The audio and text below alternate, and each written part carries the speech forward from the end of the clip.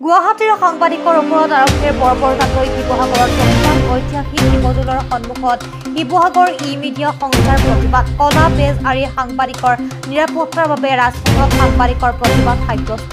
সাংবাদিকৰ প্ৰতিবাদী কাৰ্যসূচীত জাতি জনগোষ্ঠী দল সংগঠনৰ নেতৃবৃন্দৰ অংশগ্ৰহণ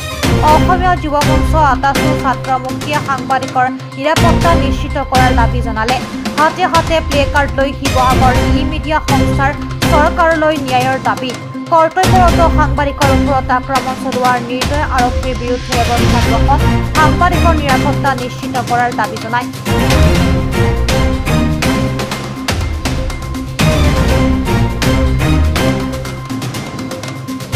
হয় যোৱা 18 ডিচেম্বৰত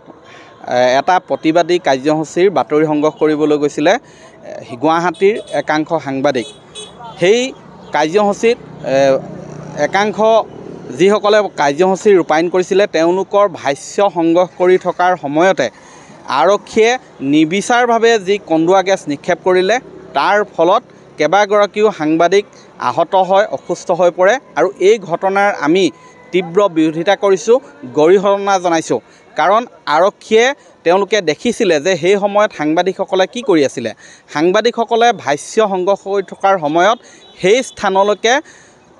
নিৰ্বিচাৰভাৱে আচলতে কন্দুৱা গেছ নিক্ষেপ কৰাটো কেতিয়াও গ্ৰহণযোগ্য হ'ব নোৱাৰে এয়া এক প্ৰকাৰৰ সাংবাদিকসকলৰ ওপৰত আক্ৰমণ বুলি আমি অনুভৱ কৰিছোঁ আৰু এই ঘটনাৰ তীব্ৰ বিৰোধিতা কৰিছোঁ লগতে এনেধৰণে নিৰ্বিচাৰভাৱে আচলতে সাংবাদিকে বাতৰি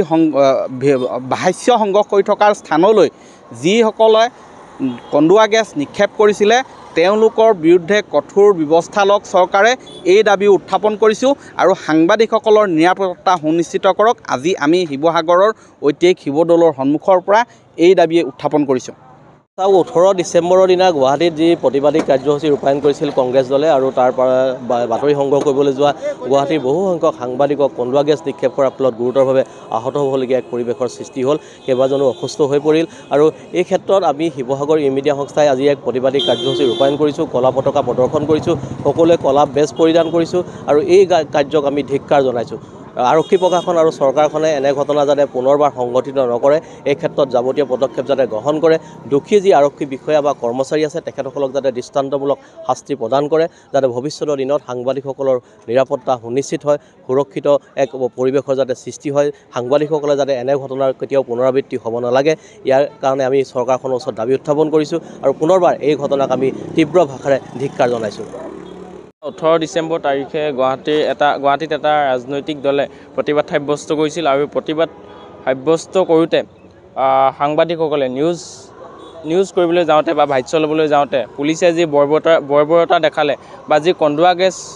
মাৰি সাংবাদিকসকলক আক্ৰমণ কৰিলে ই সঁচাকৈ নিন্দনীয় সাংবাদিকসকলক আক্ৰমণৰ ঘটনা এইটোৱে প্ৰথম নহয় বিভিন্ন সময়ত বিভিন্ন ধৰণৰ এনে কাৰ্যকলাপ চৰকাৰখনে সৃষ্টি কৰি আছে বিজেপিৰ লগতে বিভিন্ন ধৰণৰ আৰক্ষীও এনেধৰণৰ কাৰ্যকলাপ সৃষ্টি কৰি আছে আমি বাৰম্বাৰ দাবী উত্থাপন কৰি আহিছোঁ যে সাংবাদিকসকলক সুৰক্ষা প্ৰদান কৰাৰ ব্যৱস্থা কৰক সুৰক্ষা দিয়াৰ ব্যৱস্থা কৰক সাংবিধানিকভাৱে সুৰক্ষা দিয়াৰ ব্যৱস্থা কৰক তেওঁলোকক চৰকাৰখনৰ কোনো ধৰণৰ কিন্তু গুৰুত্বপূৰ্ণ পদক্ষেপ আমি দেখা পোৱা নাই আমি আজি ই-মিডিয়া সংস্থাৰ লগতে আমি ছাত্ৰ মুক্তি সংগ্ৰাম সমিতিৰ তৰফৰ পৰা ইয়াত আমি একলগ হৈ প্ৰতিবাদ সাব্যস্ত কৰিছোঁ আৰু আমি তেওঁলোকৰ প্ৰতিবাদত সমৰ্থন জনাইছোঁ আজি ইয়াৰ পৰাই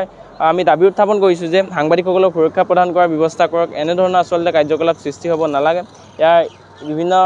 ধৰণে আজি ইয়াৰ পৰাই দাবী উত্থাপন হৈছে আমি চৰকাৰখনক দাবী জনাইছোঁ যে সুৰক্ষা প্ৰদান কৰাৰ ব্যৱস্থা কৰক শিৱসাগৰৰ পৰা মিছকাতুৰ ৰহমানৰ ৰিপৰ্ট অসম প্ৰাইম টাইম